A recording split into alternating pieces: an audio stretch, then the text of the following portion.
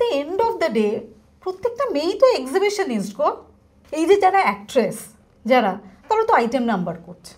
আমি বাংলার কথা বলছি, আমি হিন্দিতে যাচ্ছি না, আমার বম্বে দরকার নেই যাওয়ার। তারা তো সবাই আইটেম নাম্বার করছে। তারা যখন ফিতে কাটতে যাচ্ছে তখন তো তারা ক্লিভেজ দেখিয়ে জামা কাপড় পরে যাচ্ছে। তাহলে কি তারা এক্সিবিশনিস্ট নয়? তারা যখন নাচছে একটা ইয়েতে গিয়ে, একটা পার্টিতে গিয়ে, তাহলে তো সেখানে তারা তো ওই সব ছাম্মাক ছাড়ানো গানেই নাচছে। আমাদের মেয়েদের ওইটাই ক্রাইটেরিয়া। তার মধ্যে হয়তো 2-3 জন চেষ্টা করেছে, যারা নায়িকা তারা চেষ্টা করেছে, কিন্তু আমি তাদেরও অনেক আমি দেখেছি যে তারা শো করতে গেছে কোথাও, স্টেজে তারা ওই জমকালো ঝামাকাজে ঝাম ঝাম করে সে তারা নাচছে। It's about exhibitionism. Film is about that. যদি আমার মেরিটে কাজ হতো তাহলে কি আমার কাজ কম হতো? তোমার কাজ কম হতো? বা XYZ যারা আমাদের বন্ধু যারা এখন কাজ কমে গেছে, তাদের কাজ কম হতো?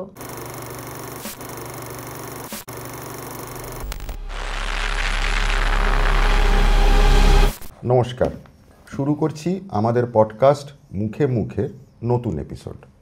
আজকে আমার সঙ্গে যিনি আছেন তিনি একজন প্রকৃত সুন্দরী তো বটেই, একজন অত্যন্ত ভালো অভিনেত্রীও, এবং সেই সঙ্গে আমার দীর্ঘদিনের বন্ধু, আমার কলিগ, আমার সহকর্মী। তিনি খুব বিখ্যাত একজন মানুষ। তাকে আপনারা অনেকে চেনেন রি নামে। আমরা তাকে ছোটবেলা থেকে ঋতু বলে ডেকে এসেছি। তার আসল নাম Rituparna Sen. Ritu, thank you for coming here. Thank you so much for inviting me. Ritu বলবো না রি বলবো? তুমি তো চিরকাল ঋতুই বলে এসছো। রাইট, তাহলে আমি ঋতুই বলছি। ঋতু নামে বকছো কত, ঋতু নামে মানে সোহাগ, আদর, ভালোবাসা সবই ঋতু নামে। তুই কম জ্বালিয়েছিস আমায়, সেটা বল। খুব। আচ্ছা, আমার বক্তব্যটা সেইখানে নয়। আমার বক্তব্যটা হচ্ছে, আমি তো সূচনা পর্বটা একবার একটু জানতে চাই। কিছুটা আমি জানি, কোথাও কোনো ভুল হলে সেটা বলে দিস। সেটা হচ্ছে, আমি তোকে প্রথম দেখি হচ্ছে অনেক দিন আগে গড়িহাটের মোড়ে একটা বিজ্ঞাপনে। তখন তোর সাথে আমার আলাপ হয়নি। তুই একটা এরকম হাসি খুশি মুখে একটা আইসক্রিম হাতে নিয়ে, আইসক্রিমটার নাম কি আমি ভুলে গেছি, সেই আইসক্রিমের মডেল ছিলি তুই, আমার যতদূর মনে পড়ছে। এবং তারপরে আমি টেলিভিশনে যখন কাজ শুরু করলাম একটু একটু করে, তখন আলফা বাংলা চ্যানেলে তোর পেন্টাথেলন, এবং তারপরে আরেকটা ছিল হচ্ছে ব্যাটাবেটির ব্যাটেল, এবং তার অল্প কিছু দিন পরেই আমার সঙ্গে প্রথমা করতে গিয়েই তোর সাথে আমার খুব ভালো করে আলাপটা হলো। এবং তখন আমার মনে হতো যে বাবা কি ছোট একটা মেয়ে। সেই জায়গা থেকে দাঁড়িয়ে মানে তোর জার্নি ইন অভিনয়, জার্নি ইন এন্টারটেনমেন্ট ইন্ডাস্ট্রি, সেটা খুব লম্বা এবং ভ্যারিড। আমি বলছি না যে ভালো মন্দ, এই প্রসঙ্গে আমি যাচ্ছি না। আমার যেটা বক্তব্য সেটা হচ্ছে যে তুই যেরকম ছবি করেছিস, সেটা বাংলায় তো বটেই, ভারতেরও বহু লোকের সেটা করার ক্ষমতা আছে বলে আমার মনে হয় না। তুই এই নিজের জীবনের এই অভিনেতা হিসেবে এন্টারটেনমেন্ট ইন্ডাস্ট্রিতে কাজ করার অভিজ্ঞতায় নিজের জীবন সম্পর্কে, মানে ধর আজ থেকে তো আমরা প্রায় 20-22 বছর পরে এই যে নিজের জার্নিটা তুই নিজে দেখেছিস, এই জার্নিটা সম্পর্কে তো নিজের বক্তব্য কি, এটা আমি একটু জানতে চাই। বয়সের সাথে সাথে তো মানুষের কনসিয়াসনেস মানে গ্রো করে, বা অনেকের হয়তো কমে যায়। কিন্তু আমি যেভাবে শুরু করেছি, এবং ধরো যেভাবে অ্যাঙ্কার হিসেবে, ফার্স্টলি তুমি যে বলছিলে যে একটা আইসক্রিমের বিজ্ঞাপন ছিল, সেটা বিগ বানস বলে একটা আইসক্রিম ছিল। তো আমি প্রচুর প্রিন্ট মডেলিং করেছি। পিসি চন্দ্রের একটা বিশাল হোর্ডিং ছিল যেখানে আমরা কফি খেতাম গোল পার্কের মুখে, ভীষণ মিষ্টি গোলগাল একটা মেয়ে। তো তারপরে প্রিন্ট মডেলিং থেকে আস্তে আস্তে রবিরঞ্জন মৈত্র ডিরেকশনে শুধু তোমারই জন্যতে একটা স্টোরি হয়। রাইমা ছিল, মুনমুন সেন ছিলেন, আমি ছিলাম, সুব্রত ছিল। তো এইভাবে আস্তে আস্তে টিভির জগতে আসি, অভিনয়তে আসি। তখন প্রচুর ওই শুটিংটা আমি একবার ঢু মারতে গেছিলাম, আমার মনে আছে, ভারতলক্ষ্মী স্টুডিওতে শুটিং হচ্ছিল। রাইট। এবং তখন প্রচুর অ্যাঙ্কারিংও হতো। হ্যাঁ, মানে এখন যেরকম অ্যাঙ্কারিং সেই অর্থে খুব কমে গেছে, একটা ধরনের ফেস ইউজ করা হয়, তখন এইসব টক ব্যাক এসব কিচ্ছু ছিল না। খুব অর্গ্যানিকভাবে, যেটা পেন্টাথেলন বলো বা এই প্রথমা, এগুলো খুব অর্গ্যানিক, কম খরচায় অর্গ্যানিকভাবে হতো। মনে আছে, মানে শাড়ির দোকানে আমরা গেলাম, ওখানে প্রচুর শাড়ি দেখা হলো, তার মধ্যে মজা ঠাট্টা আর কি হলো, তারপরে একটা রোল খাচ্ছি। হ্যাঁ, মানে খুব মজা ছিল। আর প্রথমত অনেক সেকশনসও ছিল, একটা খাবার, একটা স্টাইল, একটা মেডিসিন ক্লিনিক, এইসব ছিল। যাই হোক, তো তারপরে দেখো আমি সিরিয়াসলি খুব লাইফে মানে যে মানে প্রচণ্ডভাবে আমাকে সিরিয়াসলি নিতে হবে যেটা করছি, আমি ওরকম ঠিক নই। কিন্তু আমি বিশ্বাস করি যেটা আমি করছি সেটা আমি অনেস্টলি করবো, 100% আমি মানে অনেস্টি দিয়ে করব। তো আমার এখন যেটা মনে হয় যে এতগুলো কাজ আমি করেছি, যে সবসময় যে আমি খুব কনসিয়াসলি আমি নিজেকে অ্যাক্টর ভাবি সেরকম নই। অর্ধেক সময় আমি ভুলেও যাই যে আমি অ্যাক্টর।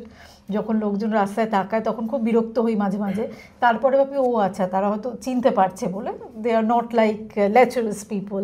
তো আমার যেটা মনে হয় যে এই যে বাংলায় আমি এতদিন ধরে কাজ করছি, আমার পেসে, আমার নিজস্ব মতামত নিয়ে, আমার নিজস্ব জায়গা নিয়ে আমি যে কাজটা করছি, without any influence of others, বা সেরকম কেউ সাংঘাতিক আমার ব্যাকগ্রাউন্ড থেকে, আমার বাড়ি থেকে হয়তো কেউ নেই, তো সেখানে কমপ্লিটলি ইন্ডিপেন্ডেন্টলি আমি যে এতদিন ধরে সার্ভাইভ করছি, এবং উইথাউট এনি কি বলবো, উইথাউট এনি ইমেজ, ইউনো, কি আমাকে সোসাইটির ভয় এরকম হয়ে থাকতে হবে, বা আমাকে এই ধরনের কাজ করতে গেলে এইভাবে আমাকে থাকতে হবে, বা আমাকে নায়িকাই হতে হবে সেই জন্য আমাকে এইভাবে থাকতে হবে, এইভাবে কথা বলতে হবে, এরকমভাবে জামা কাপড় পরতে হবে।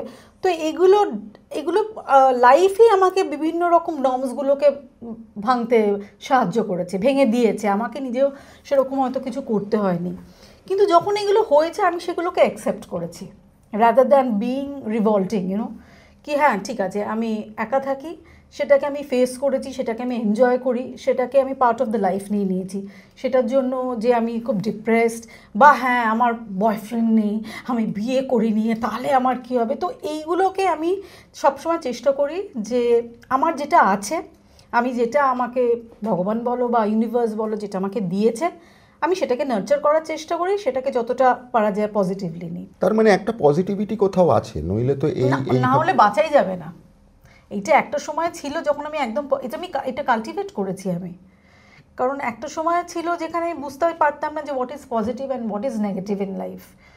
তো আমার এটাই ছিল একটু ডার্কের দিকে যাওয়া, যে আমি হুট করে আমি রেগে যাচ্ছি, আমি ডিপ্রেসড হয়ে পড়ছি। কিন্তু তারপরে আমি দেখেছি যে it's only you have yourself only, এবং যত তুমি পজিটিভ থাকবে, সবসময় তো থাকা যায় না, কিন্তু যত ম্যালিস থেকে দূরে থাকা যায়, যতটা নিজেকে পিওর রাখা যায়, ইউনিভার্সও তোমাকে সেই এনার্জিটা দেবে। আমি যদি আজকে ভাবি যে এইটা আমার হচ্ছে না, ওইটা আমার হচ্ছে না, এটা আমার নেই, ওটা আমার নেই, তাহলে সত্যি নেই এর জিনিসটা বেড়ে যাবে। কিন্তু আমি যদি সত্যি ভাবি একদিন সকালে উঠে আমি গ্রেটফুল যে আমি যা পেয়েছি ঠিক আছে, আর যেগুলো আমি পাবো হয়তো পাবো, না পেলে ঠিক আছে দেখা যাক কী হয়, তাহলে কিন্তু কোথাও সেই আমার পজিটিভিটিটা বাউন্স ব্যাক করবে আমার কাছে। আমি নিজে মনে করি যে তোর যতদূর যাওয়া উচিত ছিল ততদূর তুই যাসনি, মানে নিজের কেরিয়ার প্ল্যানিংয়ের ক্ষেত্রে। মানে একটা লোকের তো একটা কি করতে চায়, কি করবে, আমি কি হব, এটার তো অনেকের একটা প্ল্যানিং থাকে। তোর সেটা নেই বলে আমার মনে হয়, আমারও নেই। আমারও মানে যে আপন মনে যা হবার তাই হয়েছে। তো এইখানে তোর কোথাও কারোর ওপর কোনো হিংসে হয় না, কোনো দেশ, কখনো মনে হয় না যে ও এতটা পারলো আমি পারলাম না? একটা সময় মনে হতো, আজ থেকে ধরো 10 বছর আগে আমার মনে হতো, এটা খুব রাগ হতো। কিন্তু বললাম না যে বয়সের সাথে সাথে অনেক কিছু ডেভেলপ করে, আবার অনেক কিছু ডেভেলপ করে না। একসময় মনে হতো যে এর মা এত সেলিব্রিটি, সেই জন্য এরা দুজন এত ভালো কাজ পাচ্ছে, ও এত এ করছে, ও এত ইয়ে করছে। তো মাথাটাকে তো খারাপ করে কোনো লাভ নেই আমার মনে হয়, জানো তো। ঠিক এবং আমার খুব একটা জেলেসিও হয় না আজকাল যে ওইটা করছে, কারণ কাজের কোয়ালিটি খুব খারাপ হয়ে গেছে। সেজন্য আমি খুব একটা মিস করি না। আমাকে একজন জিজ্ঞেস করেছে যে এই যে এত ছবি হচ্ছে আপনি করছেন না, আমি বলছি যে না, আমি কিছু মিস আউট করছি না।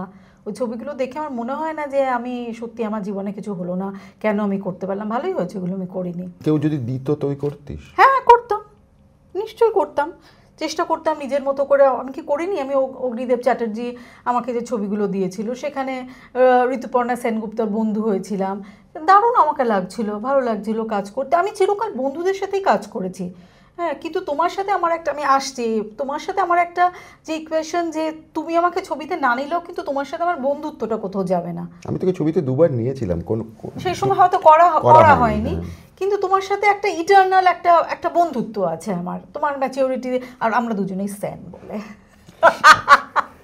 সেন আর অলওয়েজ ভেরি কুল। দেখো এইগুলো না খেলোয়াড়দের থাকে, আমি দেখেছি ওদের গোল খুব স্ট্রিক্ট, ওরা খুব রেজিমেন্টাল, যে এইখানে তাদের যে ট্রেনার তাদেরকে ওরমভাবে ইয়ে করবে। আমার তো কোনো গুরু নেই, আমি নিজেরই গুরু নিজের। তো আমি যতটা গেছি আই এম ভেরি হ্যাপি। কিন্তু হ্যাঁ, মাসে কয়েকটা দিন আমার এরকম হয় যখন আমার মনে হয় ইস আমি দারুণ কিছু করতে পারি, কিন্তু যখন অ্যাক্টার্স তো সবসময় নিজেদের ওপর সব কিছু করা যায় না, সে ডিপেন্ড করে অন্যদের ওপর। তো যখন আমি সেটা পাই না, সেটা আমি আমার কি বলবো, আমার ভিগারাস এক্সারসাইজ হোক বা আমি সেটা ফিজিক্যালি চেষ্টা করি সেই থটটাকে বাইরে বার করতে, and I come back with my own power. আমি তোকে পাশাপাশি একটা জিনিস জিজ্ঞেস করি, সেটা হচ্ছে যে একজন অভিনেতা, সেই অভিনেতার নানান রকম জায়গা থাকে তো।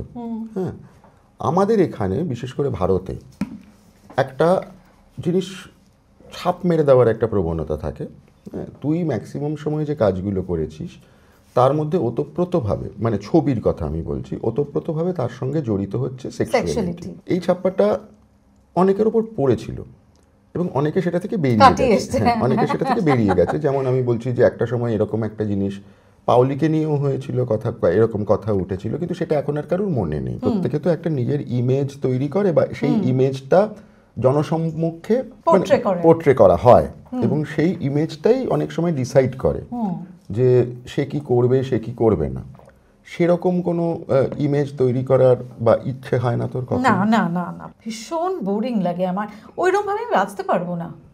ওই একটা একটা একটা যে কোনো একটা প্রজেক্টের জন্য আমি সারাক্ষণ হেসে যাচ্ছি, মিষ্টি হয়ে আছি, হ্যাঁ, এই কম্প্রোমাইজটা আমি করতে পারবো না নিজের সাথে, কারণ আমি নিজেকে হেভি ভালোবাসি এবং আমার একটা মানে কি বলবো, আমি আমার যেটা চাই আমি সেটা নিজেকে দিই, আমি নিজেকে যেরকম শাসনও করি আমার নিজেকে সেই জায়গাটাও দিই। ওই মিষ্টি হয়ে থাকলাম, কিন্তু আমি তো মিষ্টি নই। যে মেয়েটা মিষ্টির সাথে সে তো বাড়ি থেকে ফাটিয়ে কাঁদছে, গালাগাল দিচ্ছে যে আর ভালো লাগছে না আমার, সারাদিন আমি হেসে যাচ্ছি, আমাকে সালোয়ার কামিজ পরতে হচ্ছে। At the end of the day প্রত্যেকটা মেয়েই তো এক্সিবিশনিস্ট গো। এই যে যারা অ্যাক্ট্রেস যারা, তারা তো আইটেম নাম্বার করছে। আমি বাংলার কথা বলছি, আমি হিন্দিতে যাচ্ছি না, আমার বম্বে দরকার নেই যাওয়ার। তারা তো সবাই আইটেম নাম্বার করছে। তারা যখন ফিতে কাটতে যাচ্ছে তখন তো তারা ক্লিভেজ দেখিয়ে জামা কাপড় পরে যাচ্ছে, তাহলে কি তারা এক্সিবিশনিস্ট নয়? তারা যখন নাচছে একটা ইয়েতে গিয়ে, একটা পার্টিতে গিয়ে, তারা তো সেখানে তারা তো ওই সব ছাম্মাক ছাড়ানো গানেই নাচছে। আমাদের মেয়েদের ওইটাই ক্রাইটেরিয়া।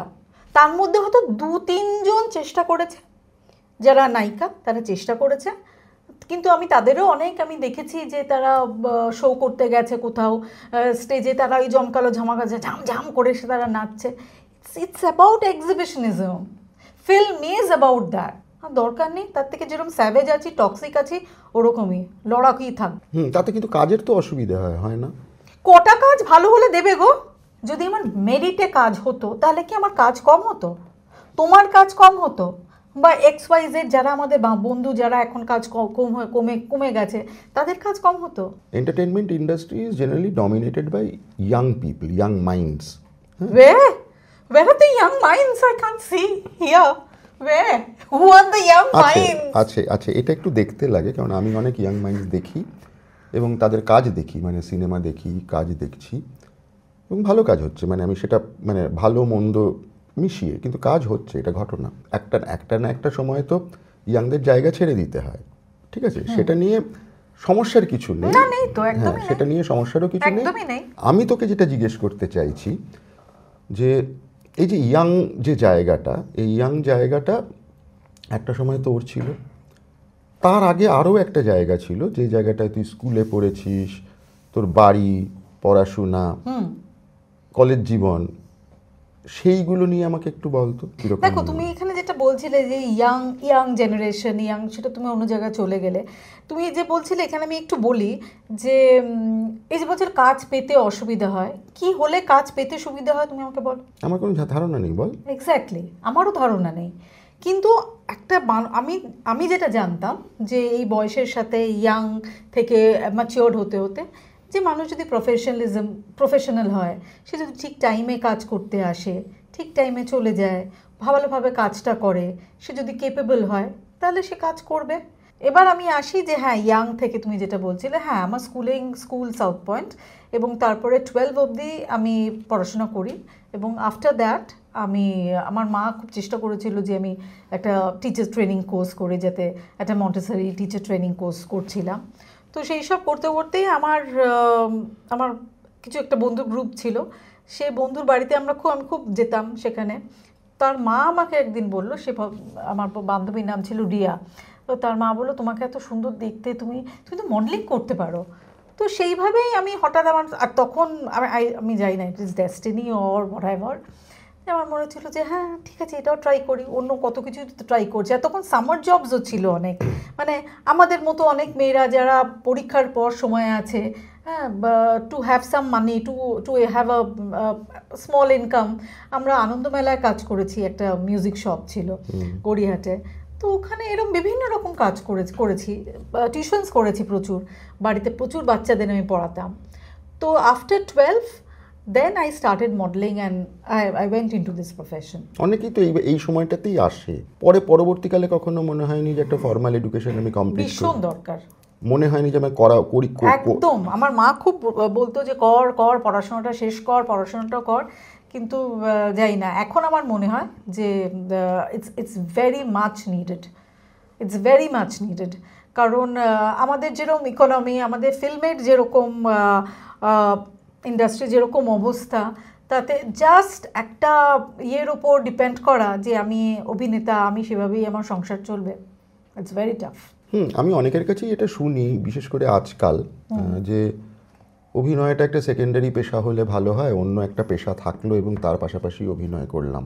কিন্তু অ্যাকচুয়ালি কি এইভাবে প্রফেশনালি কাজ করা সম্ভব? তোর কি মনে হয়? আমি তো কোনোদিন করিনি, আমি তো মানে জানি না, এটা তো আমার ডেস্টিনি ছিল, সেই জন্য আমি I am grateful to the universe যে যেটা আমি চেয়েছিলাম সেদিকে আমি গেছি। আজকে যদি আমি 10টা থেকে 5টা অফিস করতাম, বা আমি যদি একজন এয়ার হোস্টেস হতাম, তো আমাদের সময় তো খুব একটা মানে গ্ল্যামারাস ইয়ে ছিল যে এয়ার হোস্টেস হবে। এখন আমি দেখি যে যারা air hostess, it's such a hard life they have, you know, মানে তো সেটা আমি কতটা কেটার করতে পারতাম আমি জানি না। কিন্তু একটা আর্টিস্ট হওয়া তো মানে কি বলবো, একটা আর্টিস্ট একটা এস্থেটিক্যালি, একটা কমপ্লিটলি স্পিরিচুয়ালি একটা অন্য জায়গা, তার মধ্যে হয়তো অনেক কিছু থাকে।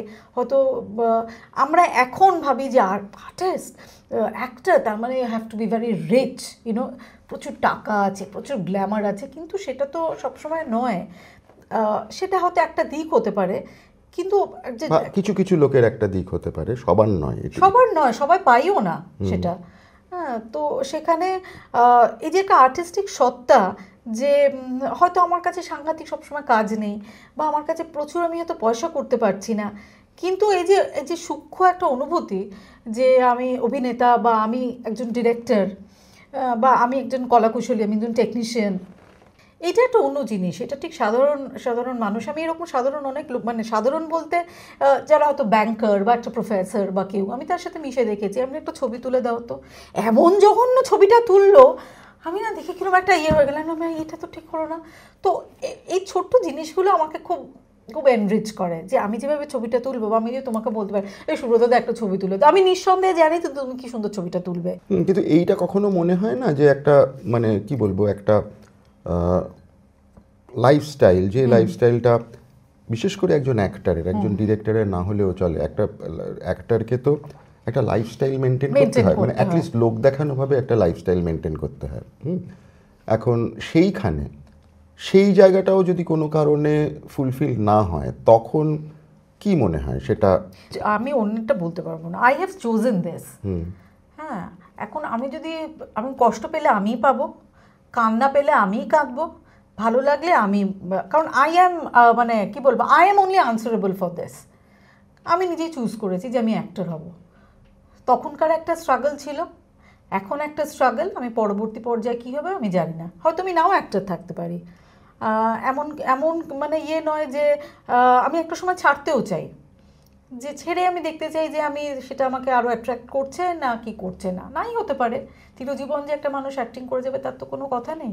কিন্তু হ্যাঁ, এটা ঠিক যে নিজেকে যেটা মেনটেন করা সব কিছু সেটা কম কম খরচাতেও হয়, আবার সেটা হাই মেনটেনেন্সও হয়। বুঝতে পেরেছি। তার মানে তুই, মানে যেটাকে আমি বলবো যে এই খরচের বিষয়টাকে তুই অপটিমাইজ করতে পারিস। অপটিমাইজ আমি করতে পারি, সেটা ঠিক কথা। যে আমি প্রচণ্ড মানে কি বলবো, এটা হাইফাই লাইফস্টাইল আমি লিড করলাম, আমার ওই গাড়িটাই চাই, আমি ওইখানেই থাকবো, যদি আমার ওগুলো থাকতো তাহলে আমাকে আরও অনেক কি বলবো অনেক কষ্টের মধ্যে দিয়ে হয়তো যেতে হতো। তা আমি ওইটা ঠিক চাইছি না। আমার শরীরটা আমার দরকার, আমার সেই জন্য আমার একটা হাইফাই আমার জিম দরকার, খুব মেকআপের আমার খুব একটা দরকার নেই, যতটুকু আছে আমি হ্যাপি। আর ওই জামা কাপড় কিনে ফেললাম, সো আমি মিনিমাইজ করতে পারি, ঠিক আছে। জামা কাপড় কিনবার সময় কোথায় যাস? মানে আমি তো যেমন কলকাতায় অনেক জায়গায়, মানে যেমন একটা দামি শপিং মল থেকে শুরু করে গড়িয়াহাটের ফুটপাত, মানে তুই কিসের বেসিসে জামা কাপড় কিনিস? যে দাম দেখে, না আমার যেটা পছন্দ হচ্ছে সেইটা দেখে? ডিপেন্ড করে আমি কোথায় যাচ্ছি জামা কাপড়টা পরে, আমার ইভেন্টটা ইয়ে করছে। যদি আমি কোনো একটা ইভেন্টে যাই সেখানে হয়তো সেই মানে কস্টটা বাড়তে পারে। বা যদি আমি ভাবি যে আচ্ছা ঠিক আছে এইটা আমি আমার জিমে পরে যাবো, আমার জিম ওয়্যার, আমি এখন জিম ওয়্যারের ওপর আছি, আমার যা জামা কাপড় আমি অর্ধেক হয়তো পরি না, আমি শুধু জিম ওয়্যার পরি, তো সেগুলো আমার একটা জিম ওয়্যারের ওপর খুবই আছে যে জিম আমি এটা কিনবো ওইটা কিনবো, and everything is online now, so সেটাও একটা খুব একটা যে ভালো স্বাস্থ্যের পক্ষে সেটাও নয়। কেন অনলাইনের সাথে স্বাস্থ্যের কি সম্পর্ক? আমি দেখেছি অনেকে পাগলের মতো শপিং করছে। ও আচ্ছা, তুই বলছিস অ্যাডিকশন অফ অনলাইন শপিং। আচ্ছা আচ্ছা, বুঝতে পেরেছি। এই জামা কাপড় কিনছি, এই সাজসজ্জা কিনছি, এই কিনছি ওই কিনছি, so you have to little bit balance it out. এটা একটা সত্যি। এইখানে আমার একটা জিনিস জিজ্ঞাসা আছে। এটা আমরা যে ছোটোবেলায় ধর এই যে এরকম ফোন নিয়ে ঘেটে ঘেটে, আচ্ছা এখানে এটা পাওয়া যাচ্ছে, এখানে ওইটা পাওয়া যাচ্ছে, আমার ছোটোবেলায় ছিল না। তুই মোটামুটি আমি ধরে নিচ্ছি তুই 80s, মিড 80s বা 90s না হলেও 80s-এর, হ্যাঁ তুই তো 80s-এর সময়, তো তোরাও এগুলো তো দেখিস অনেক পরে এসছে। এইটাতে তোর কোনো অসুবিধা লাগে না, বা অ্যাডজাস্টমেন্ট আস্তে আস্তে নাকি ওটা আপনা হতে অ্যাডজাস্টেড হয়ে যাবে? না দেখো, আমি চেষ্টা করি ওই মানুষগুলো থেকে একটু দূরে থাকতে, যারা সারাক্ষণ তাদের মানে কথার প্রসঙ্গই হচ্ছে যে এইটা কিনলাম কি ভালো, ওই জুতোটা তুই কোথায় কি কিনলি রে, এটা মেয়েদের মধ্যে হয় আর কি, ভালো লাগে এটা কিনছি ওটা কিনছি। তো আমার ওরকম খুব একটা বন্ধু নেই, হ্যাঁ। তো সেই জন্য আমি ফোন অ্যাডিক্টেড, সত্যি তাই। আমি যে কী করে হয়ে গেছি আমি জানি না, আমি সারাক্ষণ আমি সোশ্যাল মিডিয়া দেখছি, এই দেখছি ওই দেখছি, কিন্তু আমার খুব কেনার ঝোঁকটা খুব কম। আমি আই লাইক বাইং ফ্রুটস, হ্যাঁ, I like buying like healthy things, like ওই নাটস এইসব কিনবো, শরীরটাকে কী করে এইসব কোথায় পড়ে এটা কী করলাম, কোথায়, সেটা তো এখন তো জিম জিম ভাব হয়েছে বলে। হ্যাঁ, এখন আমার একটা জিম ফেস, এখন না বেশ অনেক দিন ধরে একটা জিম ফেস চলছে, যেটা আমার যখন ইচ্ছে হয়, মানে তো কোথাও আমি দেখলাম যে এই স্টিলেটোসটা ভীষণ সুন্দর, এইটা আমাকে পড়তেই হবে, ও আমাকে বলছে কেন, তো এরম আমার ইনস্টিংক্টিভলি আমি হয়তো কিনে ফেলি। তা তুই এখন যখন বললি যে আমি অনেক সময় বন্ধুদের দেখেছি এটা কোথা থেকে কিনলি, ওটা কোথা থেকে কিনলি ইত্যাদি, আবার তুই কিছুক্ষণ আগে একটা কথা বললি যে যেটা আমার ভাবার, যেটা আমাকে জীবনে করতে হবে সেটা আমাকে শেষ পর্যন্ত একা একাই করতে হবে, তোর কোনো বন্ধু নেই যার সঙ্গে তুই শেয়ার করতে পারিস এই যে কান্না, নিজের দুঃখ, এইগুলো? বিশ্বাস করুন, আমার একটা ট্রাস্ট ইস্যু আছে। হ্যাঁ, একটা আগেকার দিনে বন্ধুত্বটা না একটা অন্যরকম ছিল, আমি দেখেছি যে বাড়িতে বন্ধুরা আসতো, আমি দেখেছি আমার মামার বাড়িতে থাকতে, বা আমার বা পরিবারটাই এত বড় ছিল যেখানে বনে বনে বন্ধুত্ব হতো, মানে কাজিনরা একসঙ্গে, সেইটা তো এখন আর নেই। এখন তো ফ্যামিলিজরাও খুব নিউক্লিয়ার, একা একা সব কিছু। এবং আমি মানে সেটা স্কুলের বন্ধু হোক বা পরবর্তী লাইফের বন্ধু হোক, তুমি যদি একটু ফেমাস হয়ে যাও বা তুমি যদি একটু অন্য রাস্তায় চলে যাও, তাহলে খুব মুশকিল কারোর কাছে ওপেন আপ করা, জানো তো। মানে সেটাতে তুমি ট্রাস্ট করে যে তুমি করবে, এবং পরে আমি এরকম হয়েছে, আমিও যে খুব ট্রাস্টেবল মানুষ তা কিন্তু নয়, আমিও কিন্তু হয়তো অনেককে আমি আঘাত করেছি, হ্যাঁ এরকম সত্যি। আমি আমার এক বান্ধবীকে আমি সত্যি এখন আমি ভাবি যে I shouldn't have done that. তো সেই জন্য আমার মনে হয় আমি খুব একটা কারোর কাছে ওই ভালনারেবল ব্যাপারটা অনেকটা কমে গেছে। হয়তো তোমার কাছে আসতে পারি, এরকম তো অনেকবার হয়েছে যে সুব্রত দা এটা হয়েছে, হ্যাঁ, তো এখন হয়তো একটু নিজে কন্ট্রোল করি। এমনিতে সাধারণভাবে বন্ধু কথাটার তো কোনো মানে হয় না, মানে বন্ধু কথাটা আমাদের বাংলাতে ব্যবহার হয়, বন্ধু আসলে সবাই হয় না। না। ইংরেজিতে মানে ফ্রেন্ড আর অ্যাকোয়েন্টেন্স, এটা মানে বাংলায় আমি বলছি আমার অনেক পরিচিত আছে, কিন্তু বন্ধু খুব সামান্যই থাকে, মানে একজন দুজন, খুব বেশি হলে তিনজন, এরাই তো বন্ধু। True. এবং সব সময় সব ব্যাপারে যে সবার কাছে ওপেন আপ করা যায় তাও নয়। এইটা তো সকলেই চায় যে কোনো একটা সময় আমি বিপদে পড়লাম বা আমি একটা সমস্যায় পড়েছি, তখন একজন কেউ আছে যে আমার পাশে থাকবে, মানে বা তুই আরেকজনের জন্য পাশে আছিস। এই রকম কোনো মানুষ তোর কখনো মনে হয়নি? আমি চেষ্টা করছি। আমি সেদিনকে একজনকে জিজ্ঞেস করলাম যে আচ্ছা, এই মানুষের বন্ধু কিরম করে হব। হ্যাঁ, তখন বলছে যে তিনি আমাকে একটা ভালো কথা বলেন যে তাকে সাপোর্ট করো, তার দুঃখের সময় বা তার যখন কিছু দরকার তখন তাকে সাপোর্ট করো। এমন না যে তার সঙ্গে পার্টিতে গিয়ে মদ খেলাম বা তার সাথে আমি হাসাহাসি করলাম, সেটা নয়, কিন্তু তার যখন দরকার কাউকে একটা, তখন তার পাশে যাও, সেভাবে ট্রাস্ট বিল্ড হয়। তো আমি চেষ্টা করব সেটা হতে। হয়েছে এমন বলবো না যে, কিন্তু দেখো মানুষও খুব অন্যরকম তো হয়ে গেছে যে হঠাৎ করে কাউকে মানে আউট অফ দ্য ওয়ে গিয়ে হেল্প করব, সেরকম বন্ধু খুব একটা নেই। না, এখন অনেকটাই হয়েছে মানুষের যেটা মনে হয় যে সবাই ভাবে যে আমি ওকে হেল্প করব, সে যদি আমার ঘাড়ে পড়ে যায়, সেটা যদি আমার ঘাড়ে পড়ে যায়, বা Exactly, এরকম right. হয় যে ও আমার যে হেল্প চাই সেটা ধান্দাবাজি করছে না, তো এরকম তো এখন সাধারণভাবে একটা সমাজেরই একটা ট্রাস্ট ইস্যু হয়েছে বলে হয়েছে তো, আমার মনে হয় বিশাল। আর কি। যেটা আমরা ছোটবেলায় আমাদের অতটা ছিল না, আমরা কিন্তু ছোটবেলায় মানুষকে বিশ্বাস করতেই শিখেছি। আমি তোর ব্যক্তিগত প্রসঙ্গে আসি, তুই যে ছবিগুলো করেছিস সেই ছবিগুলো, মানে আমি যেমন মনে করি গান্ডু খুব ইম্পর্ট্যান্ট একটা ছবি, বাংলা ছবির একটা অন্যতম মাইলস্টোন, এবং সেখানে একটা শট, যে এন্টায়ার শটটাতে তুই খালি ম্যাও ম্যাও বলে গেছিস, ওইটা একটা অসম্ভব একটা অদ্ভুত সিকোয়েন্স, ওই রকম একটা sequence is very difficult to do, and একটা যেটা সাধারণভাবে একটা অন্যভাবে হলে ওটা কমেডিও হতো, ইনফ্যাক্ট ওটা একটু কমেডি, কিন্তু জিনিসটার অদ্ভুত একটা জায়গা তৈরি করেছিল। তো এই ছবিটা যখন বার্লিনে দেখানো হয়, তুই কি ছিলি বার্লিনে? অফকোর্স আমাদের ফুল টিম ছিল। ফুল টিম ছিল। যখন লুডো দেখানো হয় কানাডায় তখন? না, সেই সময় ছিল না। সেই সময় তুই ছিলি না। আমি যে প্রসঙ্গটায় আসছি সেই প্রসঙ্গটা, আমি তোকে এই কথাটা বলছি, দেখ আমি একটু সামান্য, মানে তোর জায়গা থেকে তুই যদি ইচ্ছে করিস তুই নাও বলতে পারিস, আমার তাতে সেটা কোনো ইস্যু নয়, তোর যদি ইচ্ছে করে তাহলে তুই বলিস। আমার মনে আছে যে আমি তোকে একটা ছবির জন্য 2006 সালে, ছবিটার নাম ছিল বিবর, ওই বিবরে আমি তোকে বলেছিলাম যে এই রোলটা তুই করবি, এবং তুই বলেছিলি আমি করব।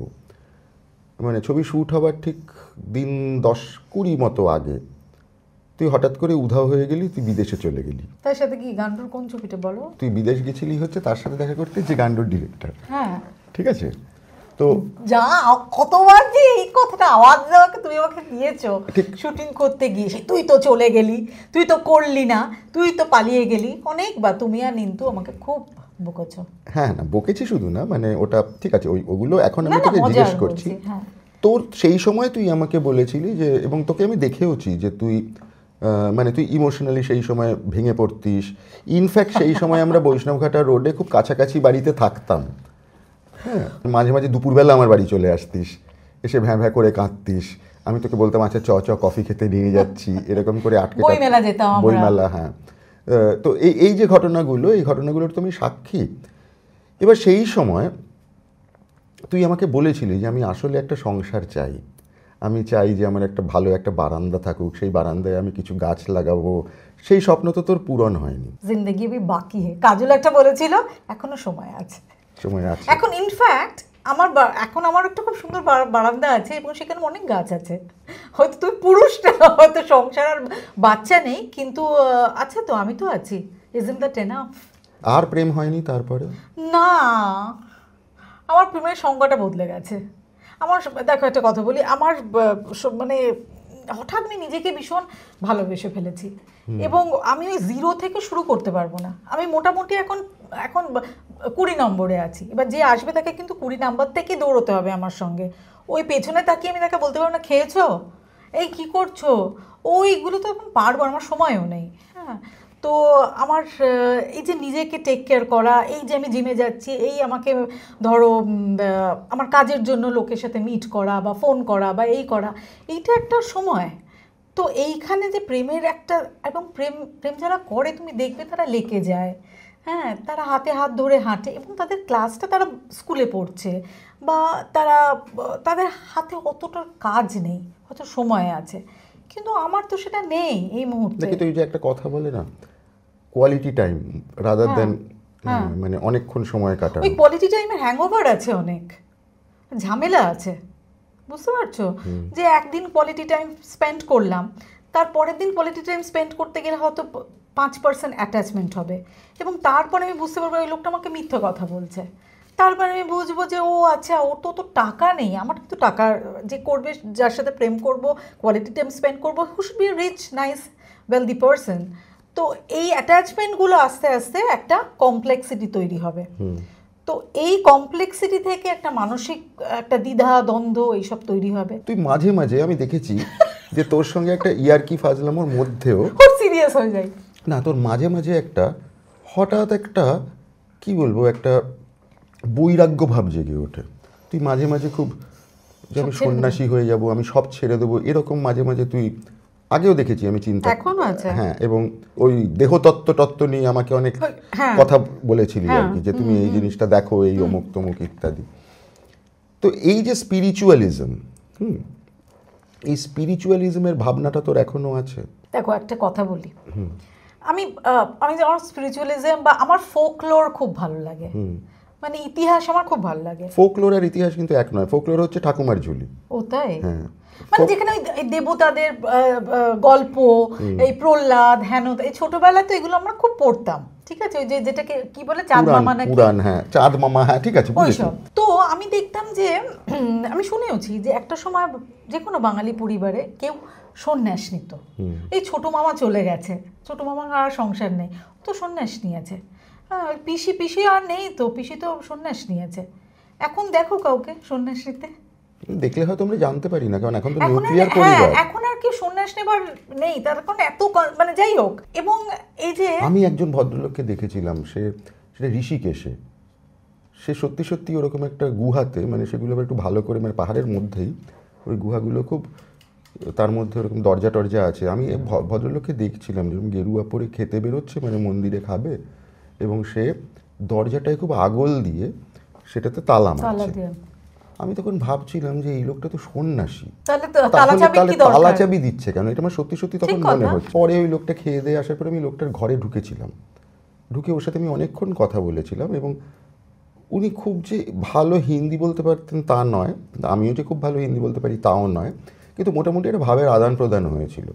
তাকে আমি জিজ্ঞেস করেছিলাম যে আপনার যদি পূর্বাশ্রম এটা নিয়ে কিছু বলেন, আমি জানি সন্ন্যাসীরা কখনো বলেন না, তো তিনি তখন বেসিক্যালি যেটা বলেছিলেন যে তিনি বউয়ের পুরো, মানে সংসারে এত বীতশ্রদ্ধ হয়ে গেছে যে তিনি চলে এসেছিলেন সন্ন্যাস নিয়ে। তো আমার তো সেরকম কোনো ইয়ে নেই যে কারোর উপর বীতশ্রদ্ধ সব না, তুই এমন যদি হতে পারে যে তুই পুরো ইন্ডাস্ট্রির উপর বীতশ্রদ্ধ হয়ে সন্ন্যাস নিয়ে নিলি। হ্যাঁ হ্যাঁ, হতেই পারে, হতেই পারে না, হতেই পারে। আমি তো বললামই যে এমন কোনো কথা নেই। যে আমাকে অনেকে জিজ্ঞেস করে, সুব্রতদা, যে আপনার পরের ছবি কোথায় দেখবো?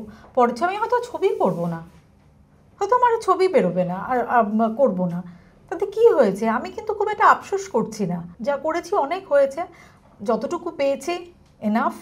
আরও যদি কিছু ডেস্টিনিতে থাকে সেটা এবার আমি কনসিয়াসলি সেটাকে চেষ্টা করব যে ফুল দমে এনজয় করতে। এবং এই যে বলেছে স্পিরিচুয়ালিজম, এইসব আমার ইচ্ছে আছে একটা টাইমে, যে দেখা যাক কি, সব কিছু তো বললে সবসময় ঠিক নয় বলাটা, আছে আমার একটা প্ল্যান আছে। এবং একটা সময় যে অনেক ঋষিমুনি ছিলেন যারা লিখতেন সুন্দর করে, যারা জীবনের বিভিন্ন অধ্যায় ছিল, তারা এখন আর সেরকম কি লোক আসছে না কেন গো? এগুলো আমার খুব প্রশ্ন হয়, যে কালচারটা কোথায় গেল? আধ্যাত্মিকতার হেরিটেজ, মানে ভারতের যেটা একটা সময়, যারা এত পাওয়ারফুল, যারা এত লেখাপড়ায়, যারা মানে আমাদের ইন্ডিয়ান যদি হিস্ট্রি বা মিথোলজি দেখো, সেই মানুষের পর তো আর কিছু আমি দেখছি না কাউকে। আমার সেজন্য সাহিত্যিকদের আমি বারবার বলি যে আমার সাহিত্যিক যারা লেখে তাদের খুব ভালো লাগে, যা তাদের একটা সেন্স অফ ওয়ার্ল্ড আছে, মানে একটা কি বলবো, যে তাদের কথা থেকে আমি নিজেকে উদ্বুদ্ধ করতে পারি, ইনফ্লুয়েসড হতে পারি।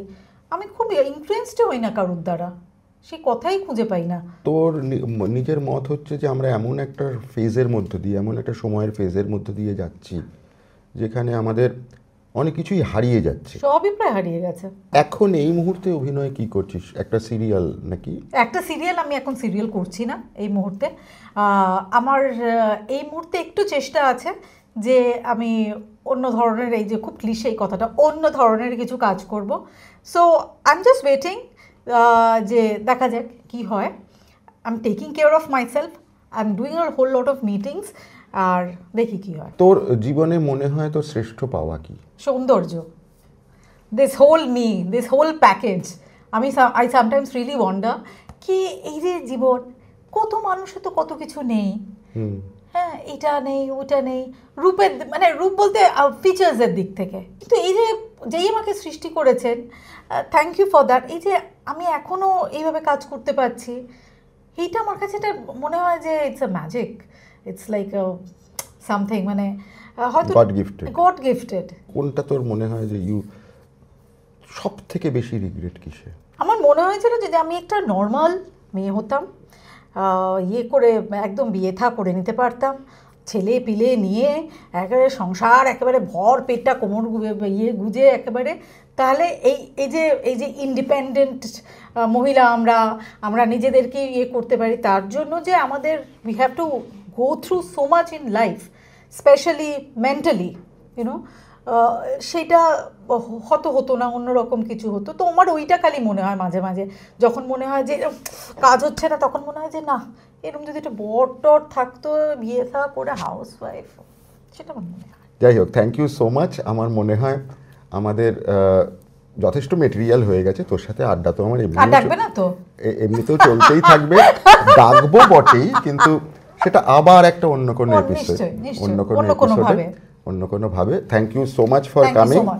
আপনারা যারা আমাদের মুখে মুখে দেখছেন, আপনাদের কাছে আমার অনুরোধ, আপনাদের ভালো লাগলে আপনারা একটু নিচের কমেন্টে আপনারা এটা একটু জানাবেন, আমাদের তাহলে খুব ভালো লাগবে। খারাপ লাগলেও জানাবেন, সেটা অবশ্যই জানাবেন। নমস্কার। Thank you so much.